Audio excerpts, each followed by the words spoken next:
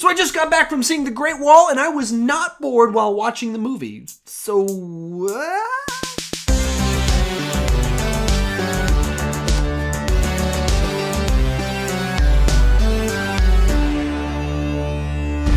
So in The Great Wall, Matt Damon plays a roaming soldier headed east looking for the secret of black powder, or gunpowder as we call it, so he can be the ultimate warrior. Not the wrestler so much as the warrior that brings the most value to whatever war he's in so he can make the most money. Along the way, he comes across the Great Wall where there's an army stationed there being laid siege by a gigantic sea of dragons, I guess?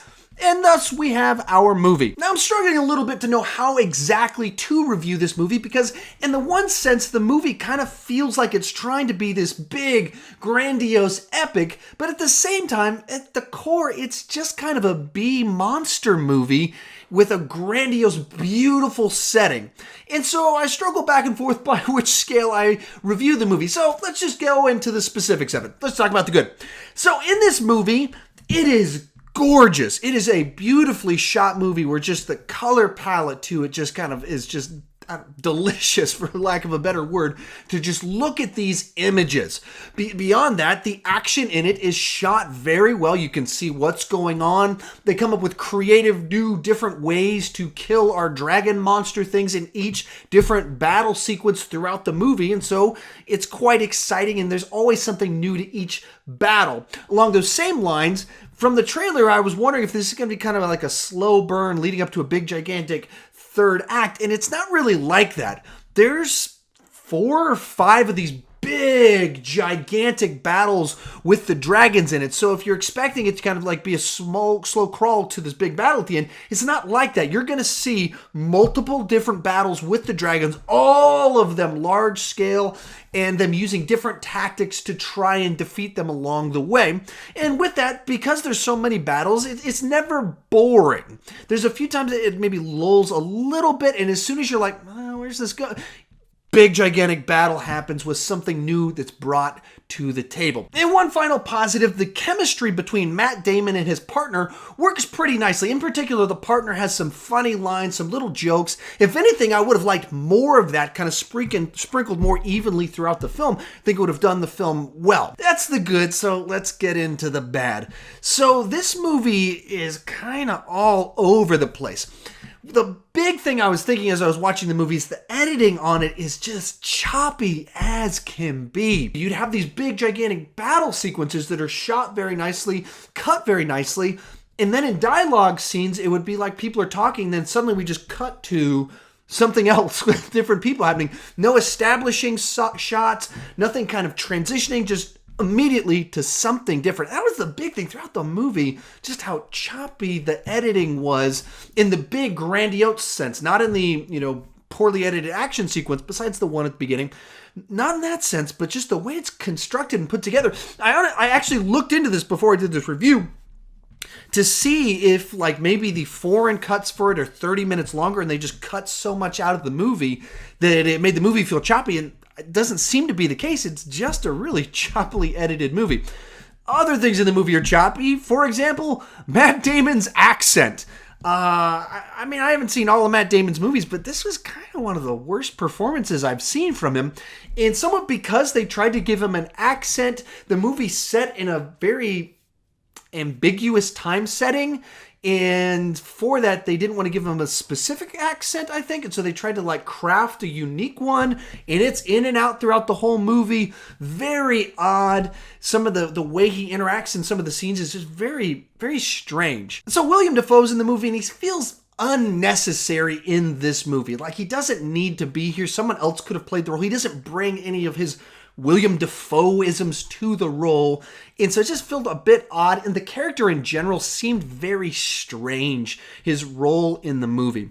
And kind of continue on what I kind of started off with, is the movie in general is very odd in the tone and nature of it. So it's just these beautiful, gigantic shots that are just gorgeous with a meticulous color scheme to them that's gorgeous to look at, but the story that's packaged with this beautiful color scheme and massive shots is very straightforward, very simplistic. It's at the level of complexity of the movie 300, where the movie 300 is intended to be like this machoism, manly, we're going to go in there. So it's not supposed to have a story that's beyond that. This movie tried to have themes of like redemption and story arcs beyond just pure machoism. But at the same time, it's very similar type of story, type of depth to the story, structure to it as 300. So it plays like B-movie with this gorgeous scope and scale of an epic, and it seemed really uneven in the way it was done. So actually, as the credits were rolling, I was paying attention to who wrote this, where did the story come from, and kind of why is it... Why do we have a Chinese director with Matt Damon in the lead? And it got even weirder as I saw who came up with the story. So the story for it was come up from Max Brooks, the guy that wrote the How to Survive the Zombie Apocalypse, something like 10 years ago. He also wrote the book World War Z, which is quite different from the movie. And he's the son of Mel Brooks. And he wrote the story, or came up with the story, with Ed Zwick, the guy that did Last Samurai.